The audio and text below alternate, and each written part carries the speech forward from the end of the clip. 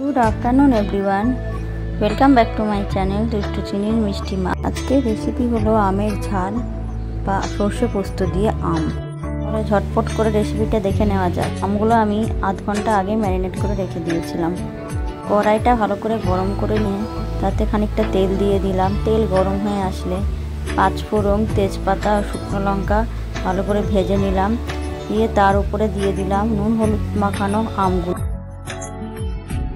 কড়াইয়ে আম দিয়ে ভালো করে ভেজে নিয়ে তাতে চিনি দিয়ে নুন দিয়ে হলুদ দিয়ে একটু ঢেকে দিলাম।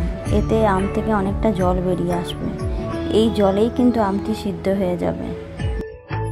আমগুলি সিদ্ধ হয়ে আসলে এবং আমের ঝোলটা খানিকটা কমে আসলে তার মধ্যে সর্ষে পোস্ত দিয়ে একটু টেস্ট করে দেখে নেবেন। যদি নুন বা চিনি বা হলুদ যদি একটু কম লাগে তাহলে দিয়ে আর একটু ভালো করে ফুটিয়ে ওপর থেকে কাঁচা লঙ্কা বাটা দিয়ে নামিয়ে নেবেন। আজকের রেসিপি কাঁচা আমের পোস্ত, কাঁচা আমের ঝাল বা সর্ষে পোস্ত দিয়ে কাঁচা আম। আজকের জন্য এইটুকুই, ভালো থাকবেন।